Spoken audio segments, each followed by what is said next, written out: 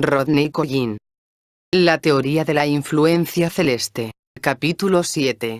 Los elementos de la Tierra. 1. La estructura de los elementos.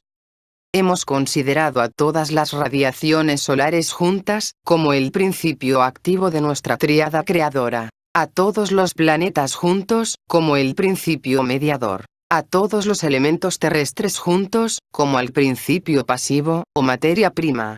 Ahora, así como en el último capítulo, principiamos a analizar la fuerza formadora total de los planetas. En sus notas componentes, deberemos considerar con más detalle la naturaleza de la materia prima.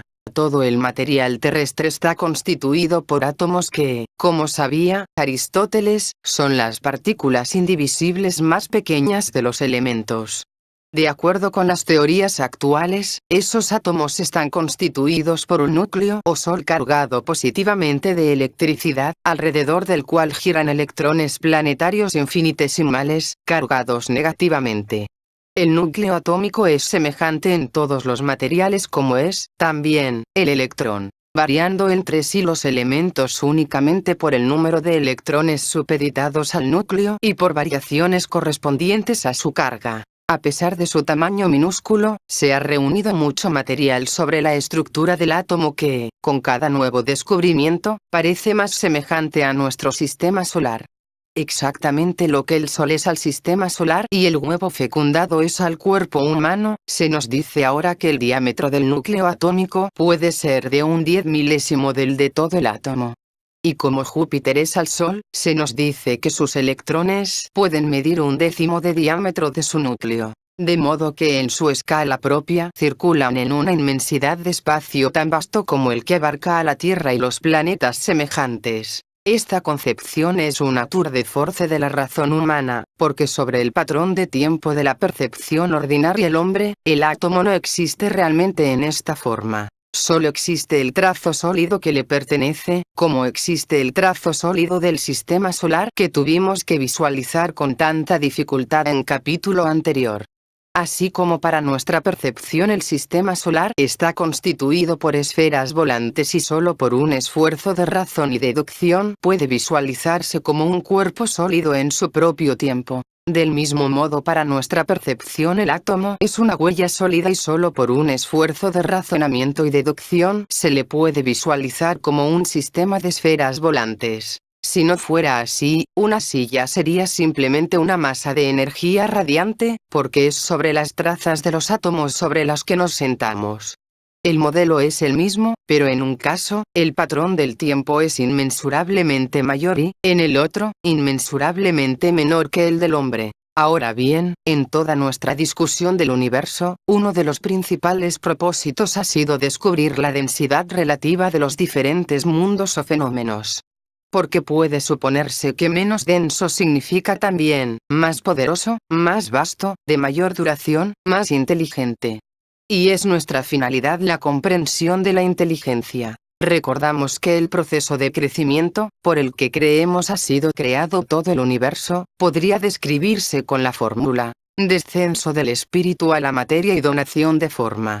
Densidades que difieren pueden considerarse pues, como proporciones diferentes de materia y espíritu en las sustancias o mundos que se consideran. La misma idea ha sido expresada por algunos escritores, como proporciones diferentes de materia y movimiento o de materia y energía. O, aún más simplemente, como diferentes niveles de energía o, nuevamente, como diferentes escalas de tiempo. La intención es la misma. Se trata de establecer una especie de patrón de medida, capaz de medir todos los seres y todas las fuerzas desde el absoluto hasta el abismo. En un capítulo anterior parecía posible establecer una escala de densidad o, inversamente, una escala de poder para los planetas. ¿Es posible alguna escala así para los elementos de la Tierra? En muchas épocas se hicieron intentos para clasificar el pequeño puñado de elementos entonces conocidos, en atención a su nobleza o su virtud.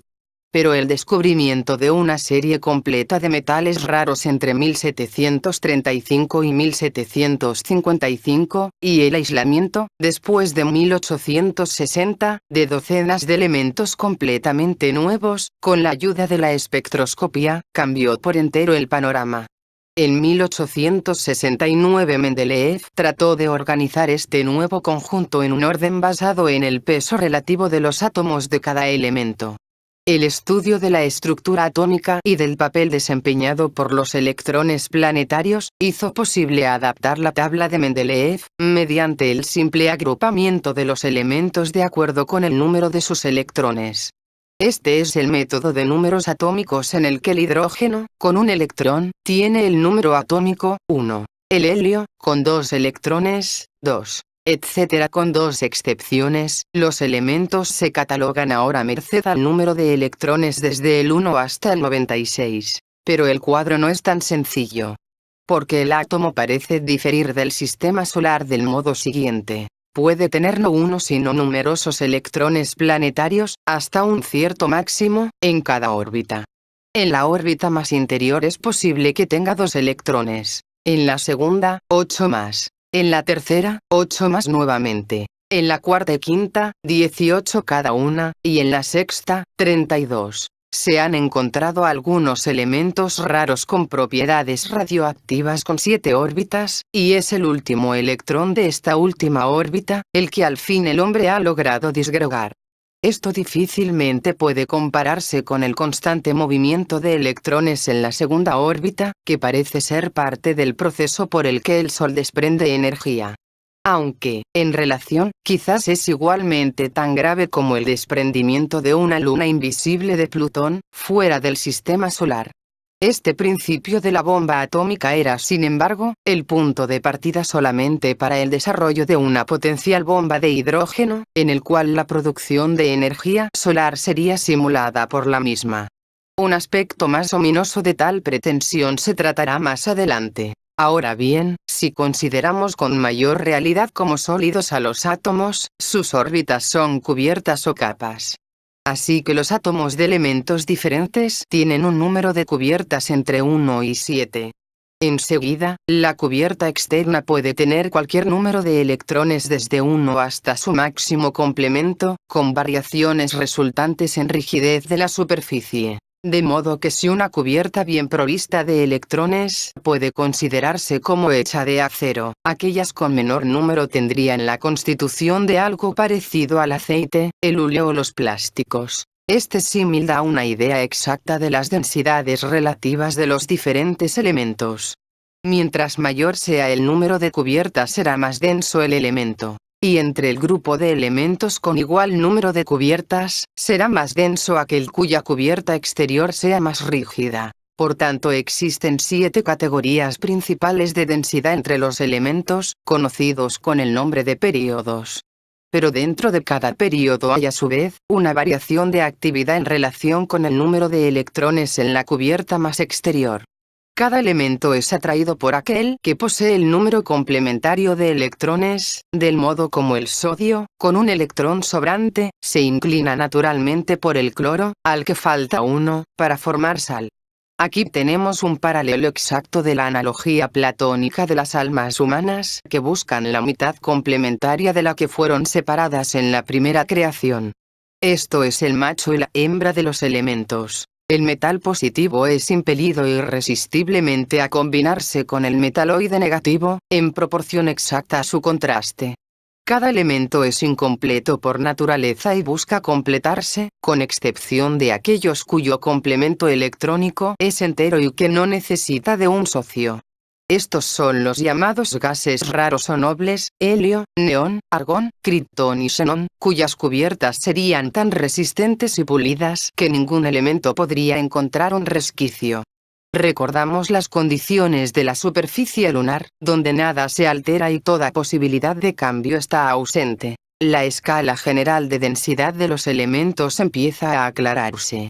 En la primera categoría, con una cubierta, encontramos al hidrógeno y al helio, cuya rarificación y grado de potencialidad les dan alguna particular afinidad por el Sol donde, como hemos visto antes, desempeñan parte especial en la generación de la energía solar. En el otro extremo de la escala, con 7 cubiertas, encontramos a los elementos radioactivos. Radio, actinio, torio, protactino y uranio, cuya densidad es tal que no pueden existir naturalmente en la superficie de la Tierra, sino que son descubiertos por el hombre en cantidades infinitesimales, en lugares completamente alejados de la influencia vivificante de la radiación solar, como en los interiores rocosos de las montañas, en los lechos de lava y en el limo del fondo de los mares. Aún así, estos elementos tienden a hacerse menos densos, siendo precisamente su radiación un recurso para elevarse a sí mismos hasta los elementos más finos de la serie de encima.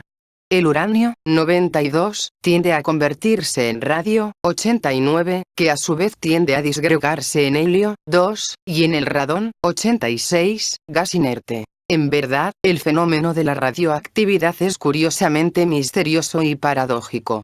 Es probablemente más común bajo la superficie de la Tierra que lo que se reconoce y, de hecho, puede representar un tercer principio posibilitador en el campo geológico, exactamente como el aire es un tercer principio posibilitador para el mundo orgánico y la luz lo es para el planetario. La radioactividad como una tercera fuerza, puede ser a su vez el factor desconocido en ciertas transmutaciones subterráneas, las que resultan en materias de inmensa energía latente, el petróleo, por ejemplo. Todos los elementos de esta última categoría aparecen en inmensos periodos de tiempo, tratando de trepar hasta el nivel del plomo, el elemento común más denso, que pertenece al período colocado por encima. En este proceso, la sola transmutación natural de átomos que conocemos sobre la Tierra, puede hacer posible apreciar el trazo de algún prolongadísimo proceso de evolución o refinamiento terrestre. De modo que en el hundimiento del átomo de uranio el hombre está haciendo en la fracción de un segundo lo que la naturaleza haría en algunos millones de años. Desde el punto de vista de semejante evolución, lo que puede ser más grave es la recolección de grandes cantidades de este material abismal y la creación, por su propio propósito destructivo, de nuevos elementos, neptunio, 93, plutonio, 94, americio, 95, y curio, 96, todavía más densos que aquellos que la Tierra tiene que elevar a la vida tan penosamente. Todavía están por verse los efectos de esta blasfemia. 2. Octavas elementales. Cuando buscamos un diseño en la tabla de elementos tal como se dispone de la manera habitual, nuestra impresión es la de un orden extraordinariamente sutil y escondido. Mas cuando pretendemos apartarle el velo, nos elude. Las cosas no son tan sencillas como parecen a primera vista. En el primer período el hidrógeno está solo. Es un elemento único que se combina con la mitad del resto, pero que claramente no tiene semejante.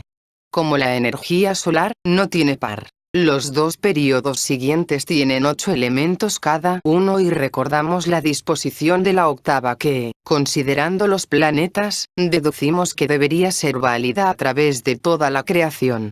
En el tercer período hay un indicio, la secuencia de los pesos atómicos del neón, 20, al argón, 40, es exactamente la recíproca de la secuencia de vibraciones de una octava descendente, con un elemento extra, el fósforo, que llena el medio tono entre mi y fa. Por lo tanto, los primeros 3 períodos se disponen así, por sí mismos.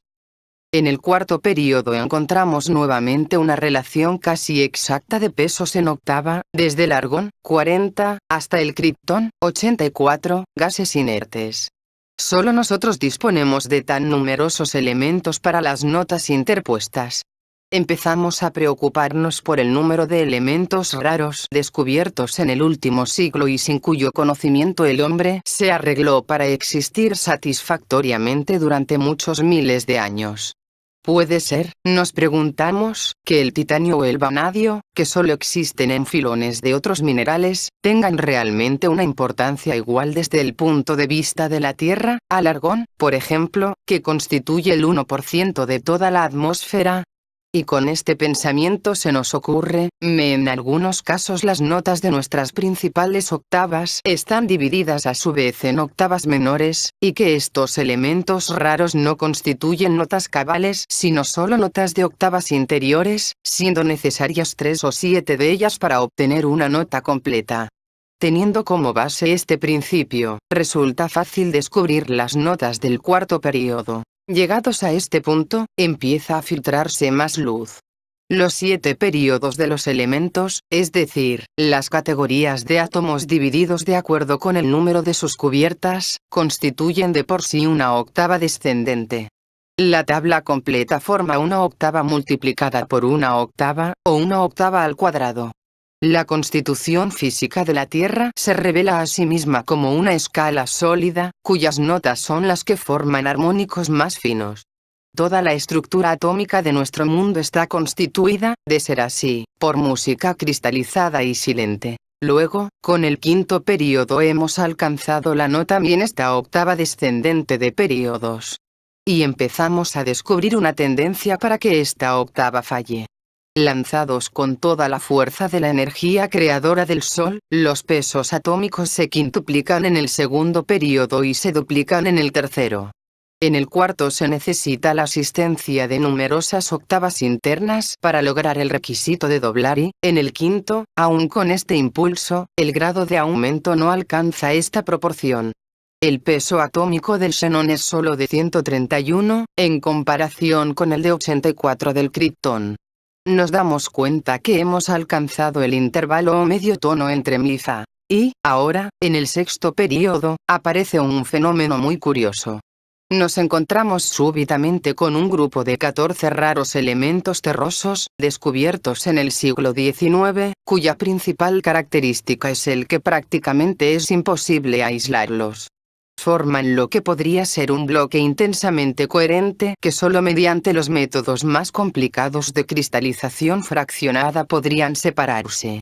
Y claramente constituyen, no octavas internas, sino una octava más interna, en una nota de una octava interior. Su sola multiplicidad arrastra la creciente inercia de la escala descendente y, por detrás de esto, encontramos con asombro que el descenso ha recuperado prácticamente su momento anterior. Al tiempo que alcanzamos la nota Sol, encontramos plata y oro separados por casi una octava, con pesos atómicos de 108 y 197, respectivamente. El impulso de la octava descendente está rezagado todavía respecto a una duplicación perfecta de densidad, aunque muy poco. El papel de los elementos raros, sobreponiéndose a la caída de la octava en el semitono, ayuda a explicarnos el método cósmico de pasar este momento universal de resistencia. Como un general que deshace su columna en una masa de individuos independientes para vadear un río, la naturaleza, en su caso, se rompe en una multiplicidad. Del modo como los 14 elementos raros son usados para cruzar un solo semitono en la tabla de elementos, así el tropel de asteroides llena el medio tono planetario entre Marte y Júpiter. Y, otra vez todavía, la multiplicidad de la vida orgánica hace puente en el intervalo entre el Sol y la elemental esfera desnuda de la Tierra, sin el que no habría medio de absorber la radiación solar. Cuando en esta forma hemos completado el arreglo de la tabla de elementos encontramos, como anticipamos, que forma una octava al cuadrado. Todo lo que es la primera octava horizontal o período, está ocupado por el elemento hidrógeno, con su afinidad especial por el Sol y su inmensa potencialidad. Por así decirlo, el hidrógeno sería espíritu en la armazón de elementos. La vida misma depende de una exacta concentración de iones de hidrógeno en el líquido orgánico. El segundo período, desde nuestro punto de vista, está identificado especialmente por los elementos carbono, nitrógeno, oxígeno que forman con el hidrógeno en su infinita unión, la variedad del mundo orgánico. Se han identificado alrededor de 250.000 de tales combinaciones. Representan el vehículo de la vida. El tercer período introduce al sodio y el cloro, que como sal, son la base de toda la forma y tensión orgánica. Agrega 2 metales ligeros y los minerales suplementarios, fósforo y azufre, que son necesarios para la existencia del sistema nervioso con todas sus implicaciones. En el cuarto período empiezan los minerales pesados y los metales, notablemente el potasio y el calcio, que juegan un gran papel en la constitución de la sangre y en el mantenimiento de la circulación, y el hierro y el cobre, que en cantidades minúsculas regulan la combustión del aire y los procesos de la respiración. Los metales duros del quinto período no son asimilables a la vida. Solo el yodo actúa en su serie como una especie de lastre en el movimiento del cuerpo humano. Así que podemos darnos cuenta de que todas las materias del organismo humano están comprendidas en las 2/8 del carbono hasta el cobre, con la sola excepción del principio activante del hidrógeno por encima y el yodo, como lastre, por debajo. Más tarde volveremos sobre esto. Los elementos del sexto período, esto es por debajo del intervalo MiFa, parece que no ocupan lugar en la vida. El oro, platino y mercurio, por ejemplo, son apreciados por su gran impenetrabilidad a la acción química y al ablandamiento y absorción que son esenciales para incorporarse a un organismo viviente. Finalmente, los elementos del séptimo período no participan en nada de la naturaleza. Como se ha sugerido anteriormente, pertenecen al interior de la Tierra, lejos de la influencia solar y de todas sus consecuencias. En su incompleta capacidad para el cambio y para participar en los procesos vivientes, su afinidad está con las condiciones que observamos en la superficie de la Luna. De estas características de los diferentes períodos, emerge una curiosa propiedad de los halógenos: hidrógeno, flúor, cloro, bromo, yodo. Representan los límites entre diferentes estados de materia. Vimos cómo el hidrógeno se encontraba en la frontera entre la materia en estado electrónico y la materia en estado molecular. Del mismo modo, el flúor se sitúa en la línea divisoria entre la materia en estado molecular y la materia en estado celular, y posee la curiosa propiedad de disolver la última en la primera. Enseguida, el cloro se encuentra en el término entre los estados celular y mineral de la materia, y por su acción en la sal, tiene una capacidad análoga de incorporar al estado inferior dentro del superior.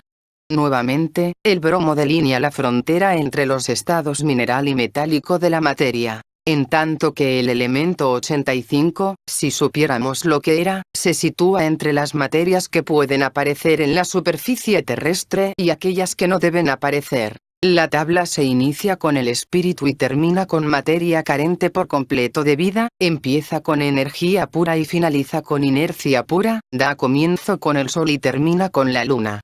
Entre los dos están los períodos que corresponden a las varias funciones de la Tierra, las llaves respectivas a la forma y movimiento, a la sensación nerviosa, la sangre y la respiración, y a 2 reinos inorgánicos. Estas formas entre espíritu y materia, como vimos antes, son del dominio de los planetas. Y podemos intentar asignarles planetas individuales. Por el momento solo podemos considerar estas asignaciones como membretes convenientes. Más tarde nos resultarán de utilidad. Entretanto, hemos comenzado ciertamente a dar por fin un vistazo en la escala general de todas las materias y energías en el universo, a las que hemos estado buscando.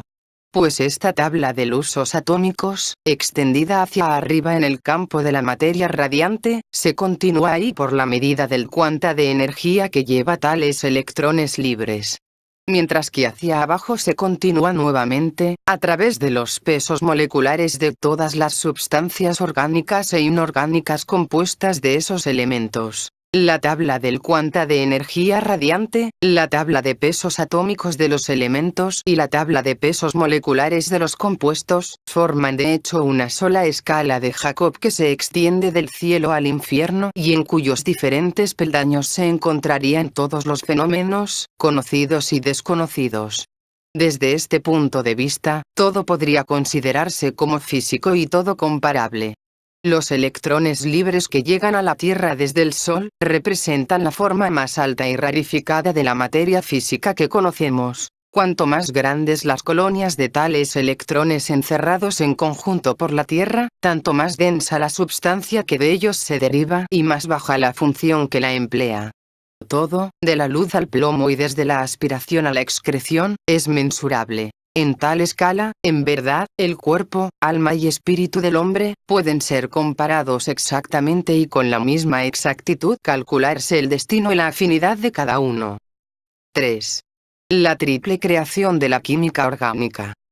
Debemos considerar ahora el modo en que estos elementos interactúan para proveer material adecuado para las formas que puede tomar la vida sobre la Tierra. De nuestro estudio de la interacción del Sol, los planetas y la Tierra, deberíamos esperar en principio que lo activo se combine con lo pasivo en presencia de un tercer elemento o catalizador. Esto es exactamente lo que ocurre en la química orgánica. Podemos decir, en general, que el hidrógeno y los metales de notas verticales Do, Si, La tienden a combinarse con los metaloides de notas verticales Re, Mi, intervalo, Fa, en presencia del aire, y con la necesidad adicional, en algunas ocasiones, del calor, presión, electricidad o alguna otra forma de energía aplicada. Esto es, los elementos más activos en el extremo superior de los períodos, tienden a combinarse con los elementos más pasivos del extremo inferior de los mismos. En casi todos los casos, tales combinaciones solo son posibles por la presencia del nitrógeno atmosférico, el catalizador o tercera fuerza. Es un principio tan obvio que no se reconoce, puesto que sabemos que la química tiene lugar en el aire. Y en conexión con nuestras tablas, sacamos en limpio que el nitrógeno y sus elementos asociados desempeñan el papel especial de llenar el intervalo vertical entre Mi y Fa. Ellos forman la tercera fuerza o mediador entre los elementos. Por tanto, podemos tomar de manera amplia como activos a los metales, como pasivos a los metaloides y al aire o nitrógeno como mediador. La tríada de la creación, cuyos frutos tratamos de entender en la naturaleza del sistema solar, encuentra su menor aunque exacta contraparte en el mundo de la química. Y si confiamos nuestra investigación a la química orgánica, encontramos, con la intervención universal de la energía vital del hidrógeno, que tres elementos representan clara y simplemente a los tres agentes creadores. El carbono es activo, el nitrógeno mediador y el oxígeno pasivo. Solo debe recordarse que estos papeles no dependen de la naturaleza interna de estos elementos, sino de su relación con los elementos superiores e inferiores. Por tanto, en una combinación de hidrógeno con nitrógeno, el carbono se convertirá en mediador y el nitrógeno en pasivo. En tanto que en otra combinación, el oxígeno, por ejemplo, estará situado entre el hidrógeno y el sodio y actúa como mediador de aquellos. Empero, entre estos mismos, el carbono puede actuar siempre como activo, el nitrógeno siempre como mediador y el oxígeno siempre como pasivo.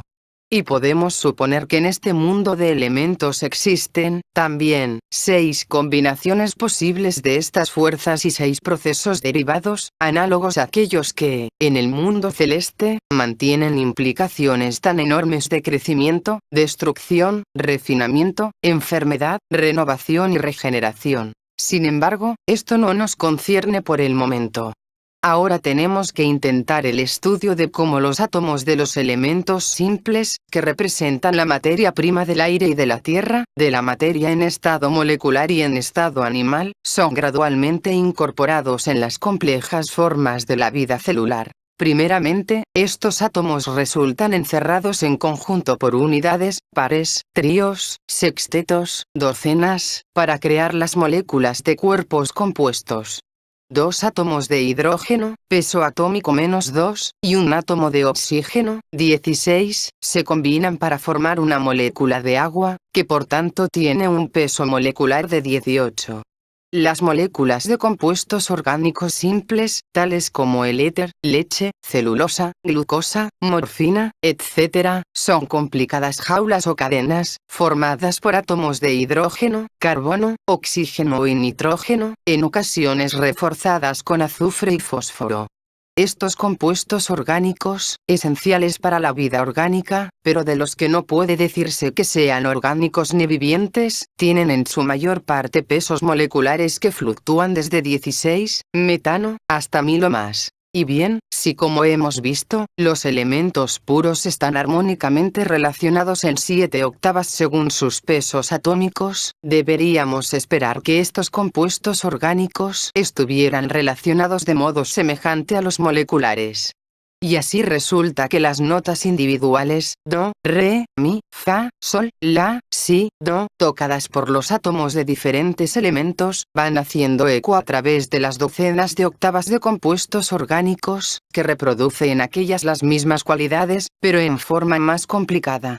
El nitrógeno, con un peso atómico de 14 tiene su eco, así en la histamina de los glóbulos blancos, 111, 3 octavas más abajo, 5 octavas más abajo por la vitamina K, 450, de las hojas verdes, y 6 octavas debajo de la clorofila, 007. Estas sustancias se enfrascan mancomunadas, en una tarea bien determinada, en un papel específico aunque invisible, conectado con el aire, la sangre, la savia, los medios para la vida en diferentes escalas. Mientras en la misma serie de octavas descendentes, que representan los pesos moleculares, otras extensas clases de compuesto que no son familiares tocan una por una sus notas respectivas, diferentes y características. En verdad, con esto disponemos del esquema, de una escala general de densidades de todas las substancias de la Tierra, aunque para el desarrollo ulterior de esta tesis debamos esperar el estudio sobre la acción de los 6 procesos cósmicos diferentes desarrollados en el cuerpo humano y en los agentes químicos por cuyo intermedio obran. Mientras tanto, una serie de sustancias que ocupan una de estas notas, los aminoácidos, debe ahora ocupar nuestra atención, porque actúa como un peldaño especial entre estos compuestos moleculares y las proteínas que, a su vez, sirven como eslabón directo con la vida en su forma celular. Estos aminoácidos poseen una curiosa doble naturaleza, mitad ácido y mitad álcali, y están capacitados, por tanto, para combinarse en complicadas cadenas, tomando el extremo ácido del uno al extremo alcalino del siguiente. Existen alrededor de 25 diferentes aminoácidos, los ladrillos de la vida orgánica, que combinados de diferentes maneras forman una variedad casi infinita de estructuras distintas. Cuando esas estructuras alcanzan un determinado grado de elaboración, nos encontramos entre las proteínas naturales, un paso más cerca de la vida en su sentido reconocible. ¿Están de por sí vivas las proteínas? Difícil es afirmarlo. En el sentido en que una casa puede vivir, en tanto que no puede ocurrir lo propio con un ladrillo, sí. Pero no, en el sentido en que una planta sobre el muro está viva, mientras que la casa misma no lo está. Sin embargo, considerando su trabajo en una condena de procesos diferentes de vida, en la digestión de alimentos, en la promoción del crecimiento, haciendo posible la reproducción, no podemos sino pensar que, abordando las proteínas, liemos ya, aún sin saberlo, la desconocida frontera entre lo viviente y lo inerte. Para obtener la clase más simple aún de molécula proteica, muchos cientos de aminoácidos deben disponerse en una forma definida, llamada quiclolo. Por tanto, mientras que el peso molecular de la mayoría de los aminoácidos es alrededor de 130, una proteína elemental, la albúmina de la clara de huevo, tiene un peso molecular alrededor de 34.000. Ciertamente el peso molecular de muchas, si no es que de todas las proteínas parece correr en múltiplos de 17.000 o probablemente de 16.384, que es una interesante cifra que se encuentra exactamente 7 octavas arriba del grupo de los mencionados aminoácidos y a 10 de su elemento básico, el oxígeno. Es claro que estamos siguiendo una línea bien definida, ese filo de cuchillo situado entre la acidez y la alcalinidad, sobre el que está construido todo el reino de la vida orgánica. Hemos hablado como si estas estructuras moleculares estuvieran construidas desde abajo. Pero en realidad, como sabemos, son criaturas del cosmos situado por encima de la molécula, esto es, la célula.